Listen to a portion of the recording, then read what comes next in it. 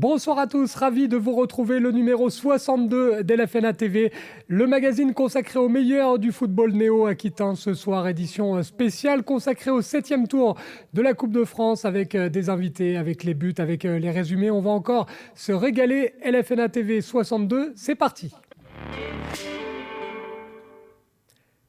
Et on débute avec le foot féminin. Il y avait de la D1 Arkema. Ce week-end, c'était la 6e journée. Les Girondins de Bordeaux ont battu Guingamp 3-1 avec notamment un doublé de Maël Garbino. De son côté, Soyaux a perdu sur la pelouse de Dijon 1-0 au classement. Les conséquences, Bordeaux est 6e, Soyaux 10e.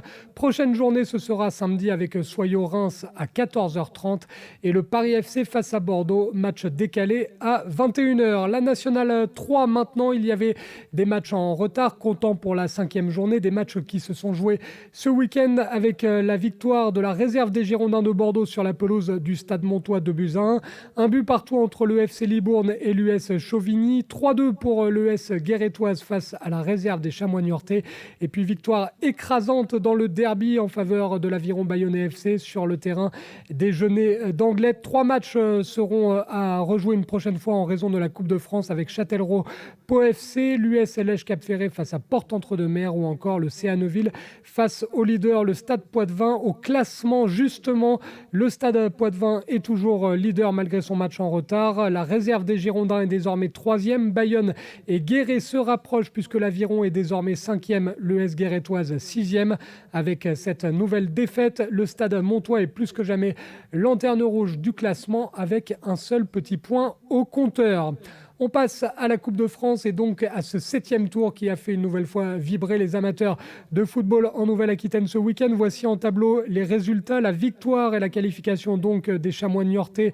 Club de Ligue 2 sur le terrain du FCE Mérignac-Arlac, victoire 1-0 des Chamois, victoire 2-1 de Bergerac sur le terrain de Biars-Bréténou, victoire 4-2 de Châtellerault dans un match un peu fou face au SA Mérignac, 1-0 pour Avoine Chinon-Ciné sur la pelouse du FC Choré, 2-0 en faveur de Boé-Bonne-Encontre sur le terrain de l'Escar, 1-0 pour la Berrichonne de Châteauroux sur la pelouse du Stade Poitvin, qualification au tir au but de l'US LH Cap-Ferré après un score nul et vierge de 0-0 sur le terrain de l'AS Merpin. Un but partout et tir au but également entre Angoulême et Trélissac. C'est Trélissac qui se qualifie 4 tirs au but à 3. 3-0 pour les Girondins de Bordeaux dans le derby sur la pelouse du Stade Bordelais. Et puis 3-0 également pour le Pau FC Club de Ligue 2 face à Aigues-Mortes, pensionnaire de National 3. Un seul petit poussé désormais puisque Merpin est éliminé. Il s'agit, vous l'avez bien compris, de l'entente Boé-Bonne-Encontre, tombeur du FC L'Escar. Comment le club Lot-et-Garonnais s'est qualifié? La réponse avec ce résumé signé Florian Sabatier.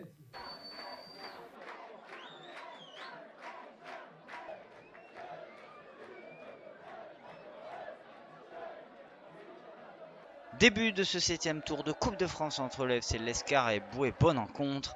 Il faudra patienter jusqu'à la demi-heure de jeu pour voir une occasion de but. Roumet Lilian décide de réaliser un véritable raid solitaire en effaçant tout adversaire avant de décocher une frappe qui passera au-dessus des filets des visiteurs. Les Lescariens insistent encore et toujours avec une nouvelle opportunité avec un centre, mais la défense adverse veille au grain. Fin de cette première période sur le score nul et vierge de 0-0. Au retour des vestiaires, les débats vont s'animer un petit peu plus. Comme lors du premier acte, le FC L'Escar va vouloir inscrire ce précieux but, mais une fois encore, l'efficacité ne sera malheureusement pas au rendez-vous.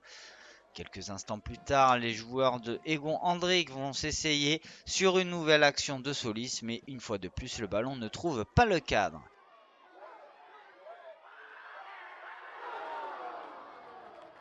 Dans la minute qui suit, sur une belle combinaison, l'attaquant l'escarien tergiverse avant de tenter de feinter le défenseur qui reste bien sur ses appuis. Dans la foulée, Boé-Bonne-Encontre profite d'un bon lancement de jeu et c'est Lucas Dopoko qui a la manœuvre et décoche un véritable missile qui ne laisse aucune chance au gardien de but pour l'ouverture du score à la 73e minute. L'Escar jette toutes ses forces dans la bataille et un corner rentrant vient inquiéter le gardien adverse. Et à quelques minutes du terme, Boé-Bonne-Encontre profite d'une contre-attaque dans les dernières minutes. Le jeune Tom Martinez va montrer un remarquable sang-froid pour inscrire le but du break.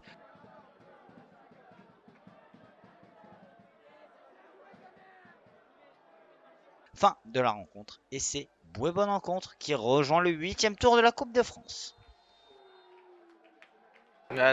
C'est la grosse déception, parce que déjà on sort d'une belle histoire de la Coupe. Elle prend fin aujourd'hui sur un match où je pense qu'on pouvait l'emporter, parce qu'on a une balle de match, l'équipe la plus efficace à gagner. Concrètement, hein. Après je pense qu'on a une meilleure maîtrise du jeu, mais c'est une belle équipe qui n'a pas volé non plus sa qualification. Bien évidemment qu'on est satisfait, on est même très heureux, très fiers pour tout un groupe, mais pour aussi tout un club, toute une ville. On est vraiment très satisfait parce que le but c'était quand même de se retrouver chez nous à Cancel, parce qu'on venait d'avoir un tirage un petit peu à l'encontre de ce qu'on voulait. On souhaitait jouer chez nous, on a reculé l'échéance et enfin on va pouvoir revenir chez nous pour communier avec notre public. Donc oui, on est très satisfait et c'est une belle récompense pour tout ce groupe. Et la magie de LFNA TV, on a Alexis Jourdan dans le résumé de cette rencontre signé Florian Sabatier et on a Alexis Jourdan désormais avec nous en duplex depuis le Lot-et-Garonne. Bonsoir coach. Bonsoir. Coach qui a laissé tomber la casquette. Qu'est-ce que c'est que cette histoire de nous mettre une casquette de golfeur pour un match de foot? C'est que je pratique un peu le golf dans mes temps perdus, donc voilà. Maintenant que je l'ai depuis le début, je la garde. C'est un peu un porte-bonheur. C'est la superstition, on ne change pas une casquette qui gagne et en tout cas on est ravis de vous avoir coach Alexis Jourdan, l'entraîneur de l'Entente Bouet-Bonencontre qui est désormais le seul petit poussé puisque Merpin a été éliminé. On a vu le résumé, vous étiez très attentif pendant le résumé de Florian Sabatier, coach. On a vu une première mi-temps, il n'y avait pas grand-chose à mettre dans notre résumé parce que la première mi-temps clairement était cadenassée. Qu'est-ce que vous êtes dit à la pause? Vous vous êtes dit, oh là, attention, cette rencontre peut aller au tir au but? Oui, tout à fait. C'est le genre de rencontre qui était très équilibré, même si, comme l'a dit l'entraîneur adverse, ils ont pris un peu le dessus sur nous, techniquement, sur des situations, mais c'était très équilibré. C'est un match qui aurait pu très bien se conclure par des tirs au but. On y était préparé, mais on a toujours cru que on se pourrait se donner des possibilités, qu'on en aurait une ou deux, et il allait falloir être très efficace et ça a été le cas parce que, comme vous voyez le résumé, voilà, on a deux vraies situations, deux vraies occasions et on les a mis au fond. Je pense qu'on était très opportuniste et très réaliste sur cette rencontre. Alors, je sais que vous êtes modeste puisqu'on vous a déjà reçu dans cette émission, Alexis Jourdan, mais quand même, votre coaching a payé dans cette rencontre. Le coaching, oui, surtout la qualité des joueurs. On avait pris le parti de renforcer notre milieu de terrain sur ce début de rencontre parce qu'on apprenait un petit peu cette équipe de l'Escar, bien sûr, hein, qui jouait chez elle sur une surface de jeu qu'on maîtrisait pas nous au quotidien. Il a fallu s'y adapter au départ et on voulait surtout ne pas trop subir. Et ça a été le cas en première mi-temps où on a fait pratiquement jeu égal, où il n'y a pratiquement rien de côté comme de l'autre. Et on s'est donné la possibilité en deuxième mi-temps, par l'intermédiaire de nos vrais attaquants hein, qu'on avait gardés sur le bord, notamment Gaëtan Micheletti qui nous a mis 2 buts contre Arcachon, le petit homme, David Arion, en fait, tous nos joueurs offensifs étaient là pour conclure ce match-là. Le scénario, on s'était imaginé comme ça et on a eu cette réussite et cette chance de pouvoir l'avoir en réel et on en est très satisfait. Et aussi un très bon gardien, hein. C'est le cas depuis le début de votre parcours. Raphaël Grossetti, coach, il est là dans les moments chauds et souvent ça fait la différence.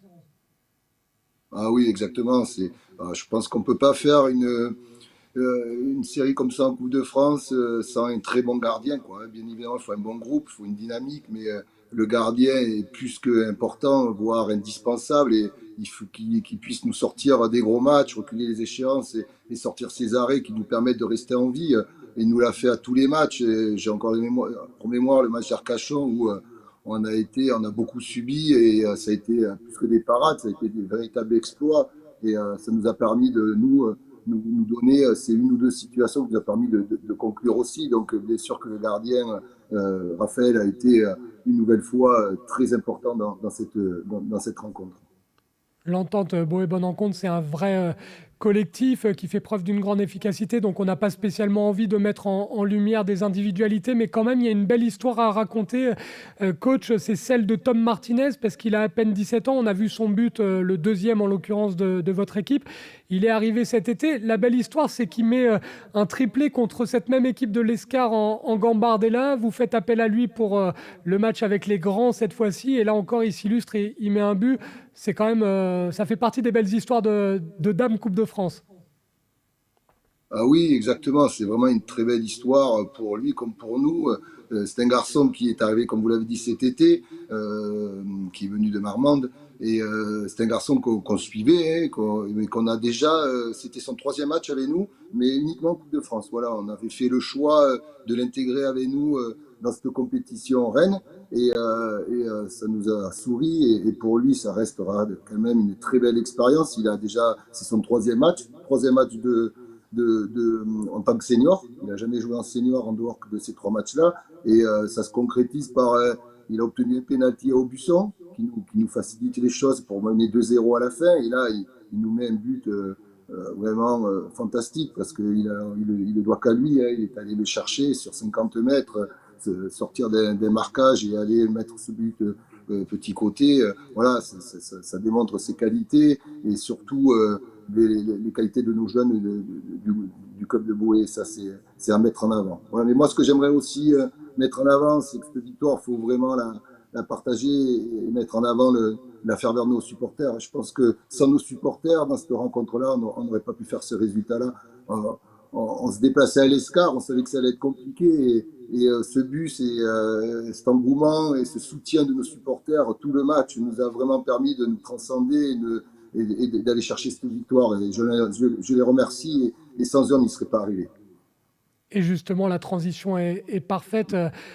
Coach, on rappelle que c'est Alexis Jourdan qui est avec nous, l'entraîneur de l'Entente Boët-Bonencontre dans cette émission d'LFNA TV. Vous êtes le petit poussé désormais. Ça aurait été illogique de ne pas avoir le 8e tour à domicile. Vous allez jouer contre Aubagne à la maison. Vous l'avez dit, ça va se jouer à Cancel. Vos dirigeants aimeraient d'ailleurs, petite parenthèse, que ça se joue le samedi soir. C'est ça, le 19 novembre ? Oui, tout à fait. On espère que les deux clubs pourront s'entendre à ce niveau-là, mais on souhaiterait jouer le samedi soir.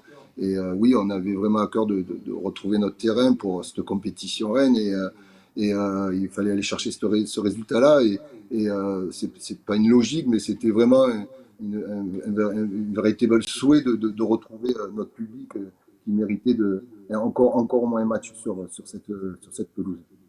Racontez-nous un petit peu, coach, l'ambiance dans la ville, dans les alentours. Là, je suppose que les joueurs, là, quand ils vont à la boulangerie ou vous à la boucherie, ça doit être forcément des messages de félicitations dans tous les sens. Oui, on a beaucoup de messages de soutien. Et d'ailleurs, je tiens à remercier tout le monde, notamment tous les clubs du Lot-et-Garonnais qui nous soutiennent, les présidents et les dirigeants, et surtout mes collègues entraîneurs. Pas plus tard que ce matin, j'ai eu celui de Marmande, de Bertrand Punica. Je les remercie parce que c'est avant tout une réussite du football lot-et-garonnais. Ça prouve que le football existe. Il n'y a pas que le ballon ovale, il n'y a pas que le rugby, il y a aussi le foot dans le Lot-et-Garonne. On a des clubs de qualité et cette coupe-là nous permet aussi de mettre en avant nos qualités dans le Lot-et-Garonne et qu'il y a un travail qui est bien fait. Et effectivement, oui, l'engouement de cette victoire sur le plan de vue de la proximité est très valorisante. Ouais, c'est sûr qu'on parle beaucoup de nous, on est très sollicités et c'est une très belle récompense pour notre club qui a beaucoup travaillé avec nos dirigeants là, depuis de nombreuses années, nos deux co-présidents qui sont là depuis 4-5 ans, qui ont extrêmement bien travaillé, et notamment aussi nous, avec Michael Thomas, mon adjoint, qu'il ne faut pas oublier, avec lequel on œuvre depuis 8 ans dans ce club, et un groupe qui évolue, mais qui sur 25 joueurs, j'ai encore 7-8 joueurs qui ont démarré avec moi il y a 8 ans. Quoi. Donc c'est une grande satisfaction de pouvoir travailler avec ces joueurs-là, et il y a de la qualité, on fédère beaucoup, et on a des vrais Boétiens, des vrais Agenais qui évoluent dans cette équipe-là, et c'est ce qu'on peut mettre en avant aujourd'hui. Et on vous félicite encore pour ce parcours extraordinaire qui est loin d'être fini parce que, coach, maintenant l'appétit vient en mangeant. Quand on voit les images de Nancy qui se fait taper par un petit poussé, quand on voit Orvaux, club de la banlieue de Nantes, qui réussit à sortir Laval, club de Ligue 2, je suppose que ça doit aiguiser l'appétit à l'entente Boët-Bonencontre. Ah oui, tout à côté de chez nous, on a Montauban aussi qui a fait un exploit contre Alès, je crois, si je ne me trompe pas, qui met en avant qu'on va jouer ce match sans complexe. Je pense que à ce stade de la compétition, on va plus calculer, on en veut toujours plus et on va le jouer à fond et vraiment dans la mesure où on veut vraiment se qualifier. Donc il n'y aura pas de complexe, il n'y aura pas de complexe d'infériorité, il y aura surtout une grosse envie de montrer nos qualités et de lisser notre niveau de jeu. Et en tout cas, on vous souhaite le meilleur. On félicite bien évidemment les joueurs, le staff et on embrasse vos supporters qui sont nombreux. On l'a vu sur les réseaux sociaux. Tout le monde est à fond dans le Lot-et-Garonne désormais derrière votre club et on vous félicite pour cela. Merci beaucoup Alexis Jourdan, coach de l'Entente Boët-Bonencontre. Je vous remercie. Au revoir. Et on espère bien évidemment que vous serez de nouveau à notre micro dans les semaines à venir. Ce sera bon signe. On rappelle que l'Entente Boët-Bonencontre va jouer face à Aubagne lors du 8e tour. L'autre petit poussé avant ce 7e tour, c'était le club de l'AS Merpin. Merpin qui recevait l'US Lège Cap-Ferret, un habitué des exploits en Coupe de France. Le résumé de cette rencontre est signé Touami Nassiri.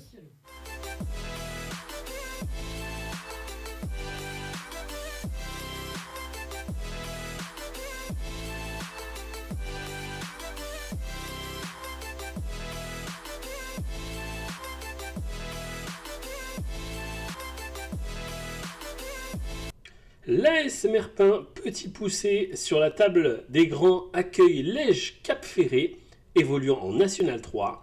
C'est tout un club, toute une ville derrière ces héros qui marquent un parcours historique pour le club. Pour le 7e tour de Coupe de France, Merpin, Lège Cap-Ferret. Et derrière moi, les Ultras.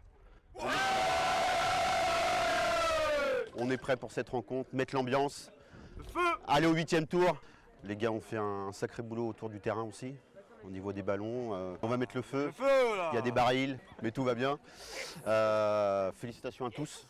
Eh bien, bonjour, nous voilà à 2h30 du coup d'envoi d'un moment historique pour le club de l'AS Merpin, le 7e tour de la Coupe de France. Pour nous, c'est un événement historique, un événement humain. Tout le club s'est mobilisé derrière notre équipe première pour assumer l'intendance de cette journée. Donc beaucoup de bénévoles, il a fallu trouver des stadiers, beaucoup de se organiser différents. C'est l'organisation totalement différente des autres matchs. Hein. Réunion sécurité avec la FFF, réception des arbitres, voilà. Donc aujourd'hui pour nous c'est une belle aventure sportive bien sûr, hein, on tout le monde au courant, mais surtout une aventure humaine. Hein. Tout le club est derrière notre équipe première on espère et on veut la victoire ce soir. C'est parti pour ce 7e tour de Coupe de France avec le coup d'envoi donné par l'AS Merpin qui évoluera en rouge. Les premiers à se rendre en évidence sont Lège Cap-Ferret sur ce coup franc non cadré. L'AS Merpin ne tarde pas à répondre à la 8e minute par une frappe non cadrée également. Sur une mauvaise entente des défenseurs de Lège Cap-Ferret, c'est par son capitaine Valentin Barre qui voit sa frappe trop croisée.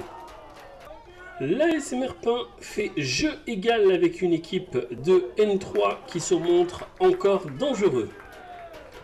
À la 26e minute, c'est Arnaud Lopez qui se joue de la défense adverse et centre en première attention devant le but. Et c'est Hugo Bergeon dans son élan qui loupe de peu le ballon.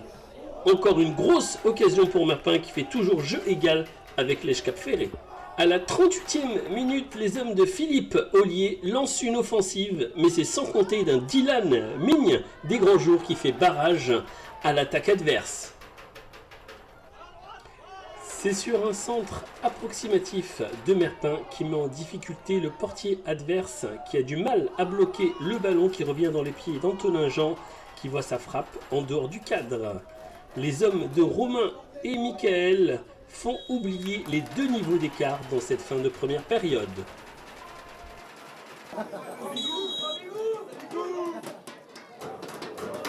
Sur l'entame de cette deuxième période, c'est Lège Cap Ferré qui mène une offensive sans succès. À la 58e minute, Lège Cap Ferré est proche d'ouvrir le score, mais la frappe de Mahmoud Saleh finit sur la transversale. La réaction est immédiate du côté de l'AS Merpin par Clément Chabanti qui voit sa frappe finir dans les bras du gardien adverse. À la 79e minute, toujours 0-0, mais ni Merpin ni Lège Cap Ferré n'arrivent à trouver les filets. C'est une dernière offensive des visiteurs bien initiée par Mahmoud Saleh qui ne trouve pas le cadre. Et c'est la sensation ici. L'arbitre siffle la fin du temps réglementaire, synonyme de tir au but. Les 3 premiers tirs au but sont inscrits par les 2 équipes. C'est au tour de l'avant-dernier tireur qui voit sa frappe stoppée par le gardien de Lège Cap Ferré. Les jeux sont quasiment faits. Si Gospo Rabouya marque, les visiteurs se qualifieront. Et c'est sur ce tir marqué qu'il envoie Lège Cap Ferré au 8e tour de la Coupe de France. Avec une mention spéciale au petit poussé de l'AS Merpin qui n'a pas à rougir après un parcours historique en Coupe de France. Oui, alors déjà félicitations au club de Merpins pour leur parcours. Et aujourd'hui, on est allé quand même jusqu'au penalty contre une R2. Le match n'a pas été facile et je veux dire que c'était un match de coupe où il n'est pas très joli ce match, mais dans un match de coupe, il faut passer. Et la finalité, on est passé. Voilà. Maintenant, félicitations à Merpins quand même pour leur parcours et le mal qu'ils nous ont donné sur ce match-là encore. C'était Philippe Ollier, l'entraîneur de l'US Lège Cap Ferré, qui s'est qualifié donc face à Merpin, qui n'est plus petit poussé de la région Nouvelle-Aquitaine. Pour continuer de parler de cette rencontre, on est avec le capitaine malheureux de l'AS Merpin, c'est Valentin Barré, qui nous fait l'honneur de réagir au micro de l'FNA TV. Bonsoir Valentin. Bonsoir.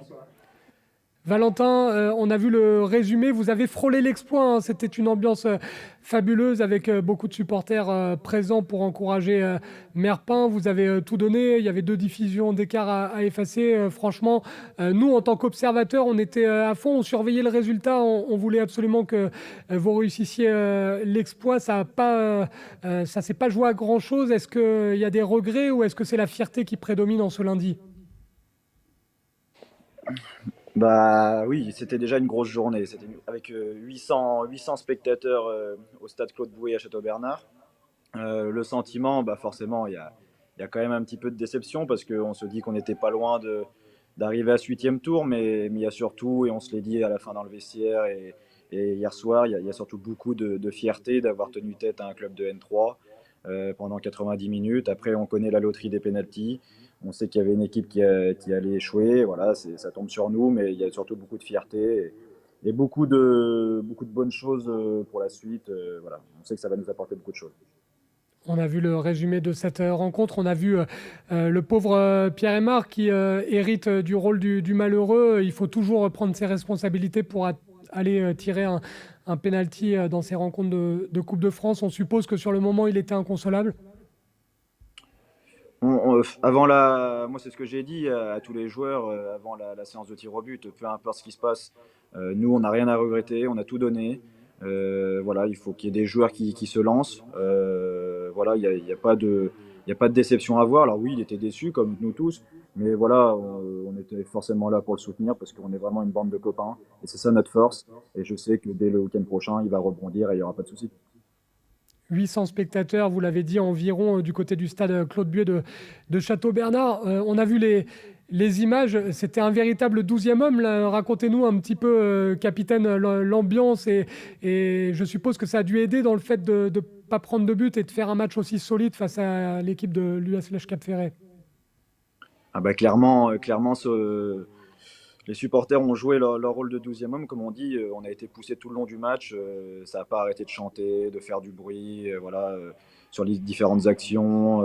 Dès qu'on offensivement on poussait, ça répondait aussi du côté des supporters. Donc voilà, franchement, c'était vraiment une journée fabuleuse. Je crois que pour la plupart des joueurs, hein, c'est la première fois qu'on connaît un match où il y a autant de monde. Enfin voilà, c'était vraiment une journée extraordinaire. Et quand on a le brassard de capitaine, ça doit rendre fier d'être le capitaine du navire dans ces circonstances. Oui, oui, après le brassard du capitaine, c'est symbolique, hein, mais je crois que voilà, c'est exceptionnel pour tous les joueurs ce qu'on a vécu durant tout ce parcours. On sait que le club a mis beaucoup de choses en place pour nous rendre cette journée magique et inoubliable. Et nous, on se devait sur le terrain d'y répondre correctement. Et je crois que c'est ce qu'on a fait malgré la défaite. Donc je crois que tout le monde est fier de ce qui a été réalisé. Le brassard, vous l'avez dit, c'est symbolique, mais le capitaine, c'est aussi celui qui va un petit peu remobiliser tout le monde, en plus du président et de l'entraîneur. Il y a le pain quotidien, il y a le championnat qui va reprendre. Vous avez plutôt bien débuté. Maintenant, ça va être assez resserré au niveau du calendrier. Et puis surtout, vous allez être attendu et respecté, capitaine. Oui, on va retrouver notre petit train-train du championnat, mais voilà, on a un gros match dès ce week-end à la maison, là où on reçoit Périgny, un gros morceau du championnat. Donc voilà, va falloir vite réagir, oublier la Coupe de France. On sait que ce parcours va nous servir sur certaines choses, ça c'est sûr. Mais voilà, on a fait 3 matchs. C'est vrai que le championnat est un peu tronqué, puisqu'avec 3 matchs, dont 2 victoires et une défaite, on sait que voilà, va falloir vite se remettre dans le championnat et puis faire le mieux possible. Parce que là aussi, on a des objectifs à respecter et qu'on s'est donné en début d'année. Donc voilà, va falloir s'y remettre. C'est plus facile de se remettre au charbon, capitaine, quand on a un match, on pense au derby face à Cognac récemment, ou là le match face à Périgny qui est une grosse rencontre. C'est plus facile là, quand on a des gros duels à disputer, à oublier l'aventure Coupe de France et à se reconcentrer sur le championnat. Oui, je pense que ça aide. Ouais. Ouais, je pense que ça va remobiliser tout le monde là, dès mercredi pour le championnat. Voilà, je suis pas du tout inquiet. Je sais on va réagir et on sera bien présent dimanche. On a vu des images magnifiques de tout le parcours de Merpin dans cette Coupe de France. On vous a régulièrement suivi dans l'émission d'LFNA TV. Racontez-nous un petit peu, on rappelle que nous sommes avec Valentin Barré, le capitaine de l'AS Merpin. Valentin, racontez-nous, est-ce que du côté de la famille Barré, on garde les coupures des journaux? Est-ce que vous avez déjà encadré votre maillot, que vous avez remporté le maillot de la Coupe de France lors des tours précédents? Racontez-nous un petit peu, est-ce que tout ça, ça va être gardé dans la boîte à souvenirs? C'est totalement ça. Les journaux sont découpés. Voilà, on sait que ça a beaucoup parlé. Alors pas seulement dans ma famille, hein, mais dans notre commune de Merpin et à Cognac aussi également, juste à côté. Voilà, je crois que toutes les familles sont fières des joueurs. Et puis concernant le maillot de Coupe de France, bah forcément, nous, footballeurs amateurs, c'est ce qu'on attend. Donc voilà, là pour l'instant, on n'a pas récupéré nos maillots, mais le club va les redistribuer dans la semaine pour que tous les joueurs qui aient participé à cette aventure de Coupe de France, et pas non seulement les 18 de hier, mais tous ceux qui ont participé depuis le premier tour, qui avaient commencé fin août, puissent avoir aussi leur maillot de Coupe de France, qui est toujours un plaisir pour les joueurs amateurs. Parmi les 800 spectateurs qui étaient présents du côté de Château-Bernard, je suppose qu'il y a des commerçants et des gens que vous croisez en centre-ville. Vous êtes baladé, vous êtes fait arrêter aujourd'hui, capitaine, pour vous féliciter pour ce beau parcours? Ouais, bah depuis plusieurs semaines, hein, on le voit, hein, qu'on est un petit peu l'attraction du coin, comme on dit. Voilà, on entend beaucoup de choses. Il y a pas mal d'affiches dans les différentes communes. Oui, on est un peu reconnu. Voilà, en plus on est souvent tous ensemble, donc dès qu'on voit du jaune et bleu, on sait que c'est Merpin. On sait qu'il y avait ce 7e tour de Coupe de France hier. Donc voilà, c'est toujours plaisant. Voilà, c'est surtout bien. Nous, ce qu'on retient, c'est surtout l'image du club qu'on a pu donner. Et c'est ça qu'on est le plus fier. Et en tout cas, en tant que capitaine, je vous donne la mission, Valentin, c'est de féliciter tout le club de Merpin, tous les supporters et particulièrement votre entraîneur et votre président qui nous ont régulièrement répondu aux sollicitations d'LFNA TV. Et ça a toujours été un plaisir de vous avoir. Donc merci à tout ce club de Merpin et bravo, un grand bravo pour ce parcours réalisé qui a été absolument magnifique. Merci Valentin. ça sera transmis. Puis merci à vous voilà, de nous avoir souvent contactés. C'était toujours un plaisir pour nous également de vous répondre.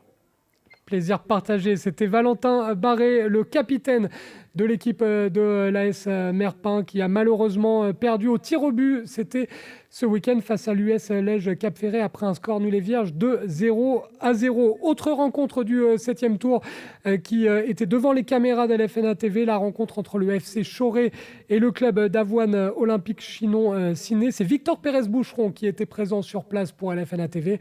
Le résumé de cette rencontre, c'est parti.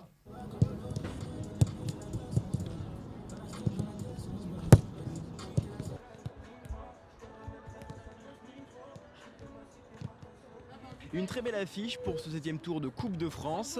Ce samedi 29 octobre au stade de la Minerai, le FC Choré qui recevait le club de l'Avoine Olympique Chinon Ciné qui officie en National 3. Le public averti de cette belle affiche s'est déplacé très nombreux pour encourager les deux équipes. Rappelons que le Football Club de Choré qui a disputé pour la 8e fois de son histoire un 7e tour de Coupe de France. L'expérience est donc de chaque côté au coup d'envoi sifflé par monsieur Hugo Ducaze.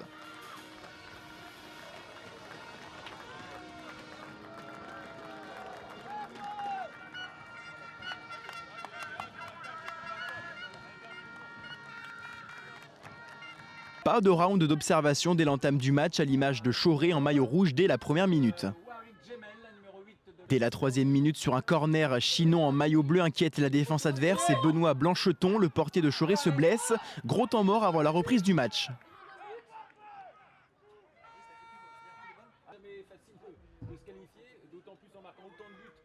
À la 15e minute sur une action chorésienne, Hugo Gagneur vise les cages sans inquiéter la défense.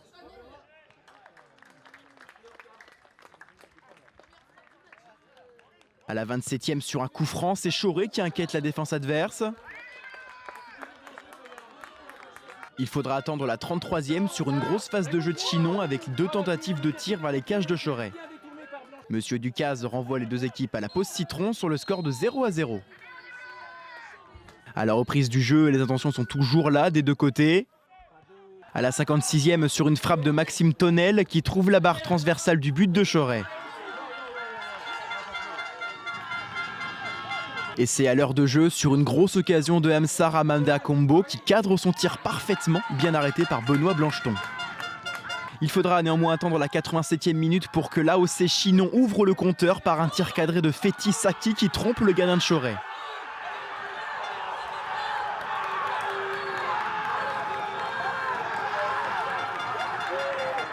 Les dernières minutes de cette rencontre restent à l'avantage de l'équipe visiteuse qui mène au score. À la 91e minute, Ducaze sort le carton jaune en direction de Edine Foulon. La fin du match est sifflée sur la victoire de l'Avoine Olympique Chinon Ciné sur le score de 1-0.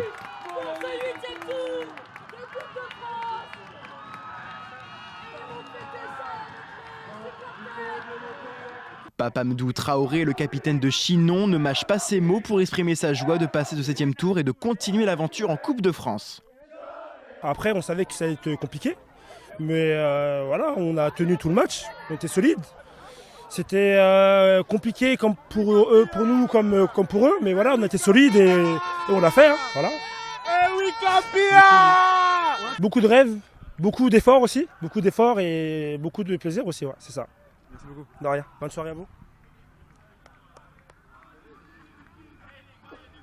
A l'inverse, Benoît Blancheton, gardien du FC Choré, qui n'a absolument pas démérité, qui a produit un très bon match, trouve cette issue de match trop dure. Explication. On est bien rentré dedans déjà. On a bien entamé le match comme il fallait, avec les consignes données par le coach.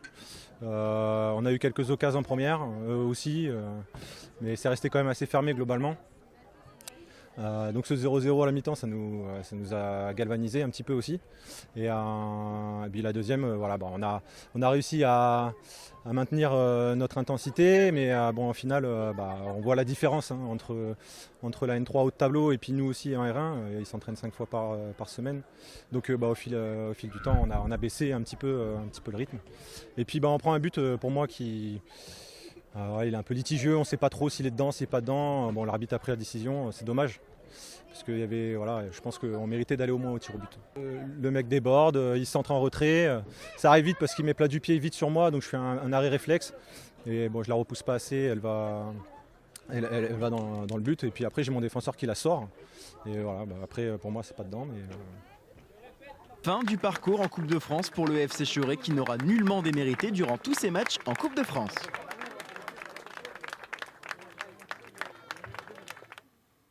Et une pensée pour le staff, les joueurs et les dirigeants du FC Choret parce qu'elle est dure à encaisser cette défaite face à Avoine-Chinon. Le match très attendu du week-end en Nouvelle-Aquitaine, c'était tout simplement le derby de Bordeaux entre le Stade Bordelais et les Girondins pensionnaires de Ligue 2. Affluence record avec 4000 spectateurs présents au Stade Sainte-Germaine du Bouscat.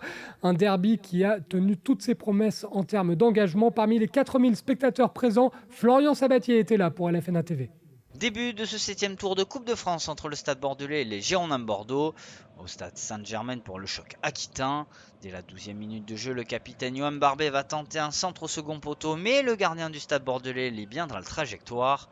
À la 35e minute de jeu, Ludovic Gasparotto va mettre un ballon dans la boîte, mais le gardien des Marinades Blancs parvient à écarter le danger du point. Mais les hommes de David Guillon veulent inscrire un but et sur un jeu rapide, Albert Celis n'est pas loin de trouver le cadre de la cage de Florent Rizzolo. Enfin, dans le temps additionnel, une ultime action bordelaise arrivera avec une frappe ratée de la part de Fran Sergio. Zoriko Davitashvili ne se fait pas prier, mais son extérieur du pied trouve le poteau. Fin de cette première période sur le score de 0-0. Au retour des vestiaires, les débats vont s'animer un peu plus après avoir conservé un ballon dos au but. Davitashvili va rentrer dans la surface de vérité. Il est fauché et l'arbitre désigne logiquement le point de pénalty. C'est l'international géorgien qui se charge de la sentence et réalise le contre-pied parfait pour l'ouverture du score à la 55e minute de jeu. On se rapproche des 20 dernières minutes et sur une belle conservation de balle, Clément Michelin décide de centrer. Dylan Bakwa parvient à contrôler, à temporiser avant de servir Yohan Barbet, le capitaine qui marque le but du 2-0. Enfin, à la 83e minute de jeu, bien lancé par Tom Lacou, Logan Delaurier-Chaubet va fixer et trouver avec son pied gauche le chemin défilé pour le 3-0 en faveur des Girondins de Bordeaux. Fin de la rencontre et victoire sans appel de l'actuel leader de la Ligue 2 sur le Stade Bordelais. La logique a donc été respectée dans le derby bordelais entre le Stade Bordelais et les Girondins de Bordeaux. Logique respectée également en termes de suspense dans le match 100% National 2 entre l'équipe d'Angoulême Charente FC et Trélissac. Tout le monde s'attendait à une rencontre très serrée. Le suspense a été au bout du bout, comme nous le résume Touami Nasseri pour LFNA TV.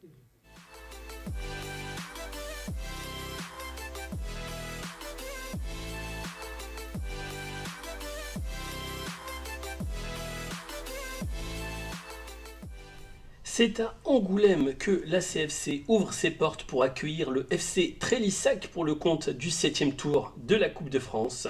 Tout un club mobilisé pour se qualifier pour le prochain tour. La seule réalité, c'est de gagner, voilà, c'est de se qualifier pour enchaîner. Voilà, peu importe la manière, il faut qu'on gagne ce soir. Concentration et sérieux pour cette équipe de l'ACFC, pensionnaire de N2, pour aborder ce match dans les meilleures conditions afin de continuer à écrire l'histoire du club.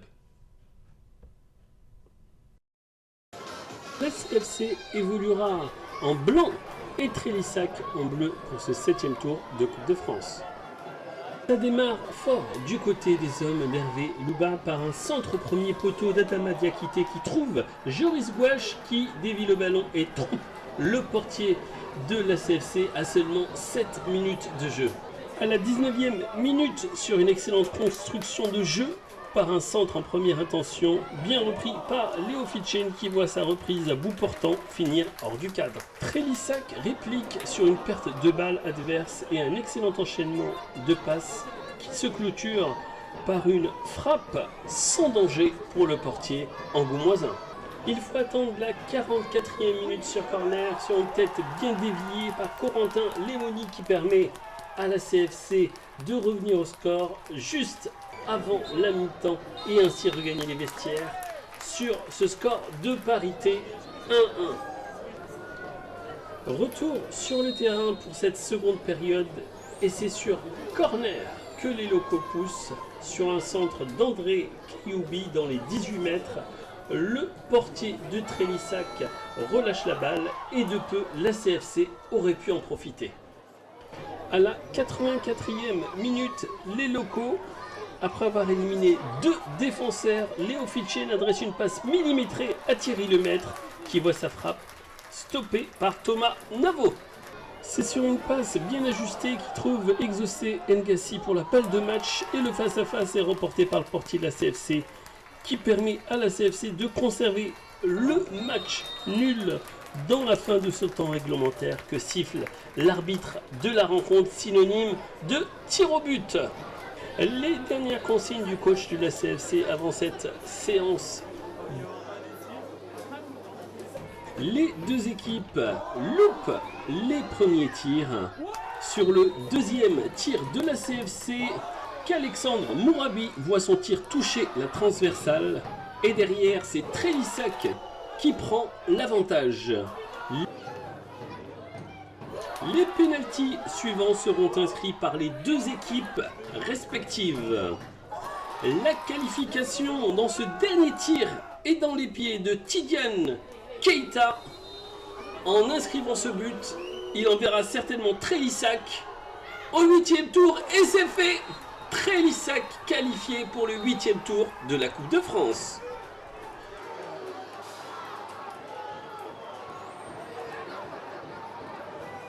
Donc l'objectif est atteint. Après, voilà, on n'a pas très bien joué. Angoulême nous a empêché de jouer correctement. Leur plan d'action tactique a été très cohérent. Donc on n'a pas pu mettre notre foot en place aujourd'hui. On a joué beaucoup long. Donc c'est pas trop notre tasse de thé, mais au niveau du match, on ne mérite pas de perdre. Ce qu'on mérite de gagner, peut-être à la fin. Voilà, c'était plutôt équilibré, j'ai trouvé, dans le match. Et le district de Dordogne qui qualifie donc 2 clubs pour le 8e tour. Vous allez le voir tout à l'heure avec le résumé de Bergerac. Le FCE Mérignac-Arlac défiait les pensionnaires de Ligue 2, les Chamois niortais. Environ 2000 spectateurs du côté du stade Robert Brett de Mérignac pour un résumé signé Florian Sabatier.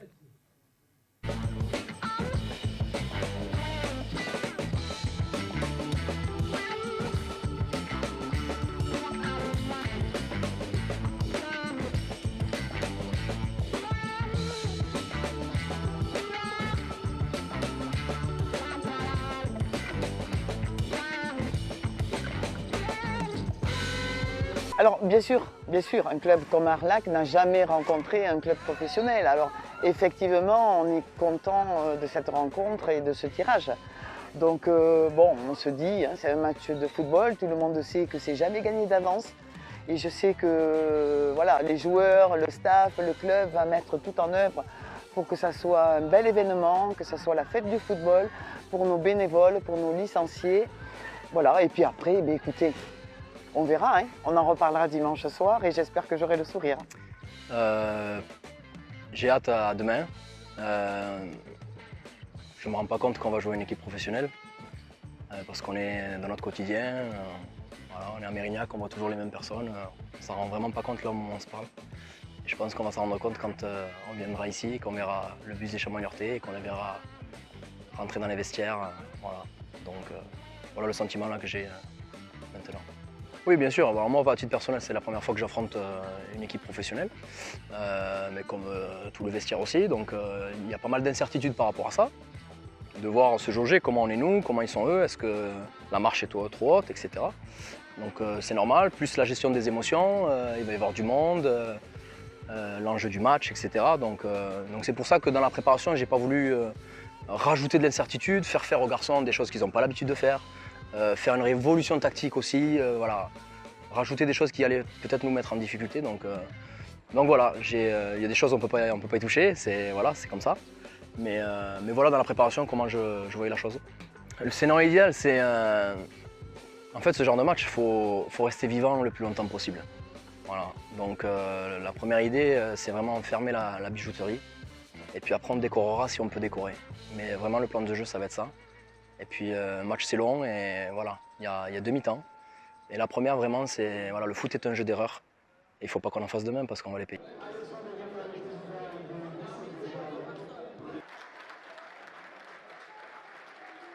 Début de ce 7e tour de Coupe de France entre Mérignac-Carlac et les Chamois niortais. Il ne faut pas beaucoup de temps aux visiteurs pour se mettre en évidence. Sagna parvient à bien décaler le jeu côté droit avant qu'un centre en retrait ne soit effectué. Rocheteau parvient à trouver le chemin du but pour l'ouverture du score dès la 9e minute de jeu. Mais Mérignac va tenter sa chance sur coup franc, mais le ballon finit hors cadre. L'équipe de Ligue 2 veut insister et se mettre à l'abri sur un centre au second poteau. Sagna trouve le petit filet. Les écureuils d'Arlac insistent et sur une action dans la surface, l'Orient en portugaise est stoppé irrégulièrement, mais l'arbitre ne désigne pas le point de pénalty. Fin de cette première période et ce sont les Chamois niortais qui mènent par 1-0. Au retour des vestiaires, Mérignac va élever son niveau de jeu et sur un jeu à 2, le capitaine Marc Raffat tente une frappe qui est trop écrasée pour gêner le gardien. Niort se montre toujours aussi dangereux côté droit, un centre est effectué, mais cette fois-ci la défense arlacaise parvient à s'en sortir. Ces derniers vont tenter de se montrer dangereux grâce à un centre, mais cette fois-ci, le gardien Jean Louchet se détend pour écarter le danger. Toutefois, il se blesse sur l'action et va céder sa place à Mathieu Michel. On se rapproche de la fin de la rencontre et sur une mésentente, Sagna se trouve seul face au gardien et le lobe, mais sa tentative passe au-dessus des filets. Dans les toutes dernières minutes, les Chamois niortais auront une nouvelle tentative, mais cette fois-ci, le gardien fait front pour ne pas encaisser un second but. Dans le temps additionnel, le pensionnaire de Ligue 2 aura une ultime tentative, mais cette fois-ci, le gardien réalise une nouvelle parade.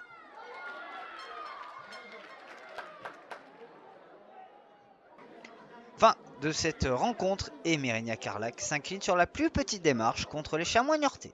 À chaud, tu as des regrets de ne pas être revenu dans la partie parce que je pense qu'on a posé des soucis à cette équipe de Niort.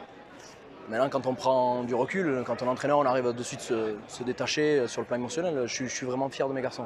Voilà, c'était important avant le match de ne pas avoir honte, de ne pas se faire humilier.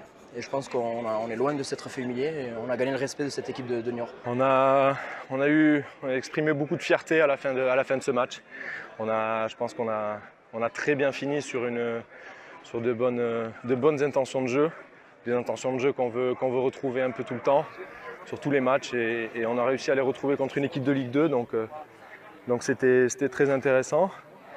Et puis quand même un peu de regret parce que voilà, pour le public, je pense qu'il aurait aimé voir ce but arriver et au moins aller jusqu'à la séance de pénalty. Et bravo à Mérignac-Carlac qui a fait honneur au maillot face au club professionnel pensionnaire de Ligue 2, les Chamois niortais qui s'imposent 1-0. On a vu quelqu'un en régie du côté des studios LFNA TV observer avec grande attention cette rencontre, commencer peut-être même à prendre des notes. C'est tout simplement le directeur général du club de Bergerac Périgord, parce que Bergerac va affronter Niort au prochain tour. Bonsoir, monsieur le directeur. Bonsoir. Vous avez regardé avec attention le résumé, il y a déjà des choses qui sautent aux yeux ou pas du tout? Oui, j'avais pas vu le résumé, j'avoue, jusqu'à présent, du match entre Arlac et Niort. On était plutôt concentré sur nous, notre match.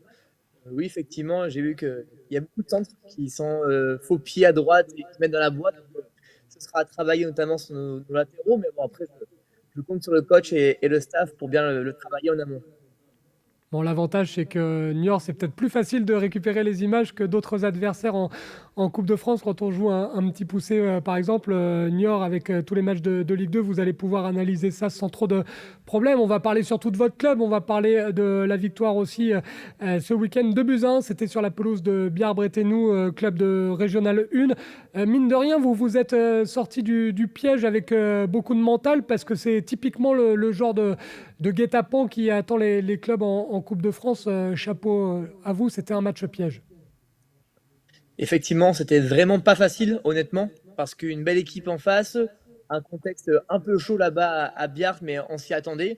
Et quand on voit le week-end tous les clubs de Ligue 2, de N1 ou de N2 qui ont sauté face à des équipes de niveau inférieur, et bien, on peut être que fier de ce qu'on a accompli, du parcours que l'on fait jusqu'à présent, qui est pour l'instant très sérieux.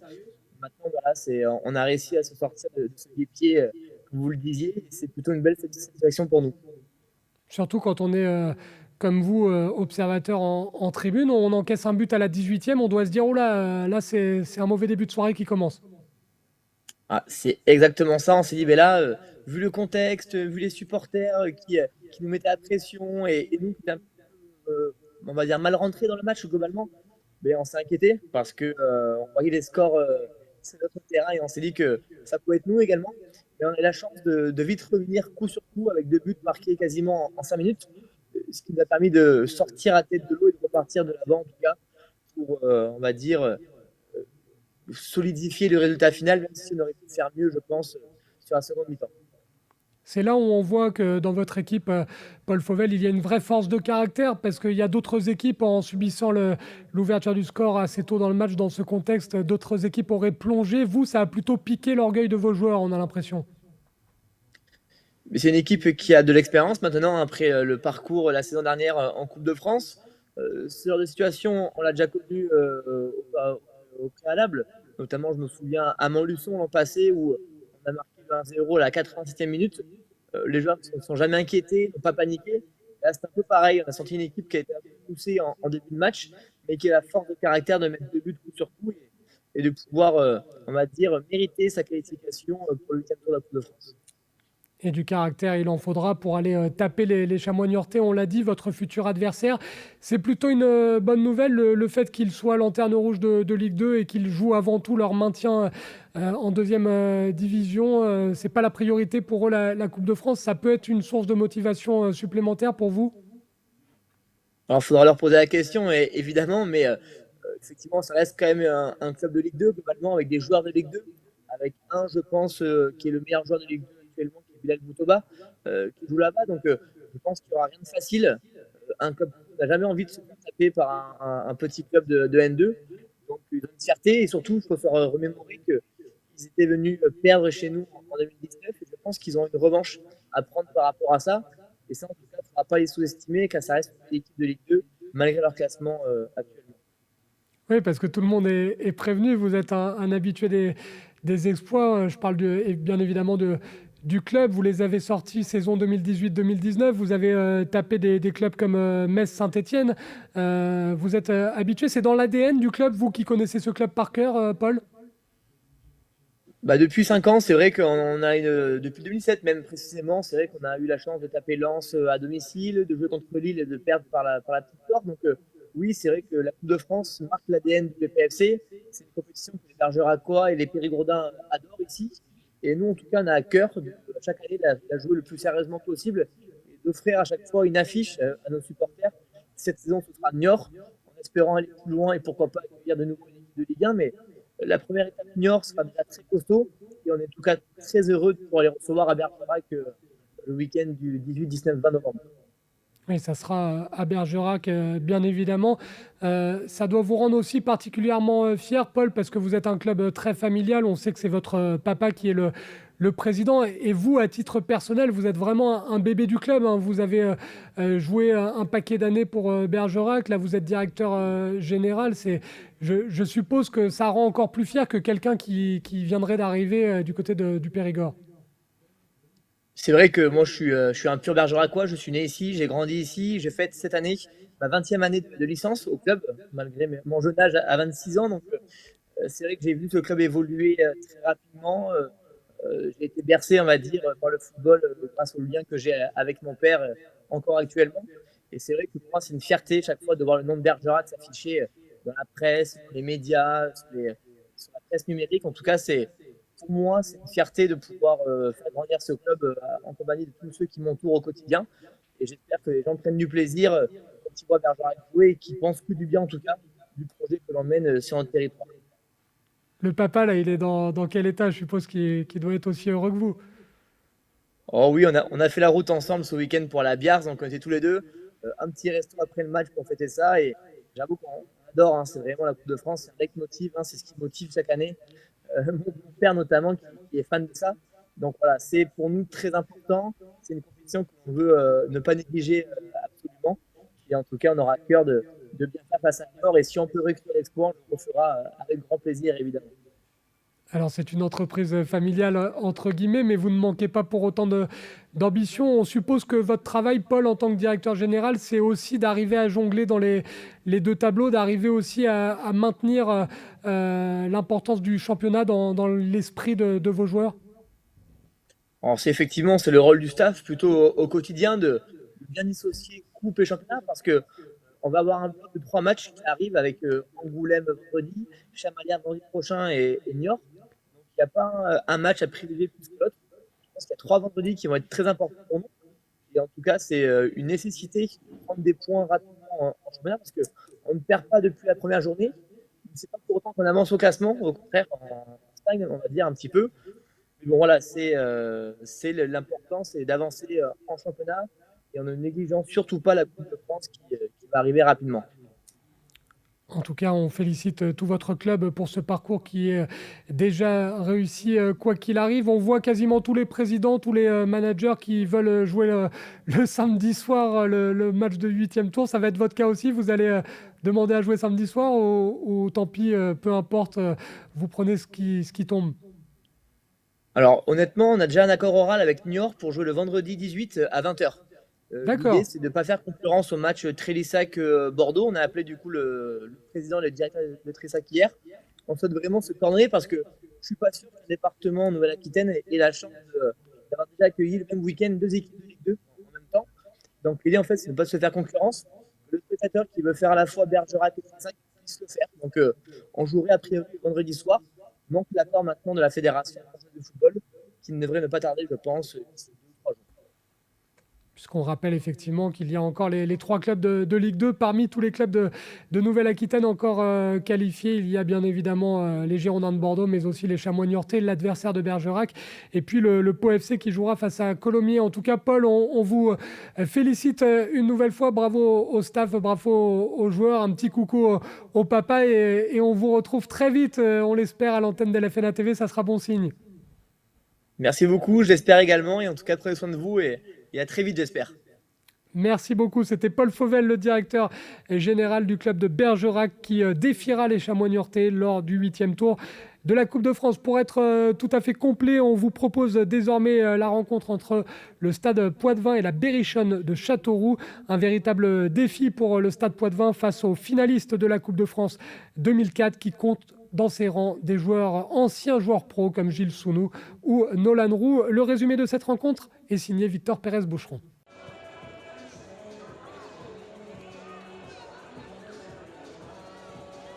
Une très belle affiche pour ce 7e tour de Coupe de France ce vendredi 28 octobre au stade Michel-Amand puisque le Poitiers Football Club recevait l'équipe de Châteauroux.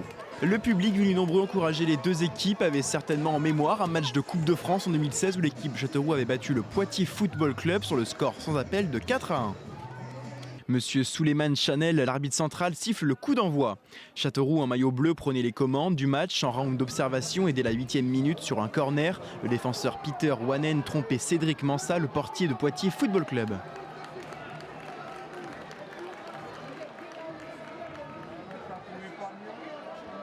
À la 17e minute, sur une belle action poitevine menée par Gwen Foulon, Yannick Padilla n'inquiète pas Tommy Plumin, le portier de Châteauroux. Plusieurs actions dangereuses des Berrichons à la demi-heure de jeu par Soufiane Dahan et Yanis Guermouche qui frappent en direction du gardien de Poitiers. À la 39e minute, Gwen Foulon, toujours actif, tire au-dessus des cages mais sans vraiment inquiéter Tommy Plumin, le gardien de la Berrichonne. L'arbitre siffle donc la mi-temps et renvoie les 2 équipes au vestiaire. Châteauroux mène au score par 1-0.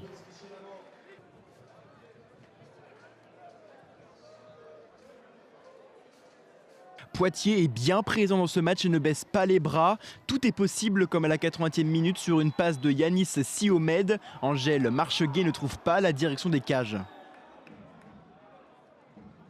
Tout s'accélère, les 2 équipes deviennent nerveuses. Monsieur Chamel sortira son premier carton rouge et invite le Poitevin Alexandre Durimel à rejoindre les vestiaires.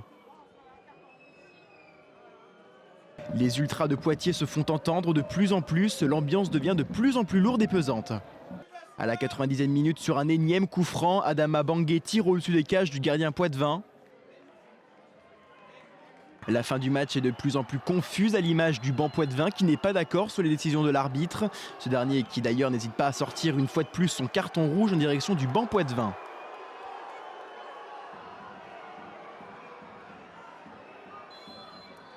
L'arbitre siffle la fin de ce match et renvoie les deux équipes au vestiaire sur le score final de 1-0 pour Châteauroux. Le retour au vestiaire de l'arbitre qui à son tour sera copieusement sifflé par le public poitevin.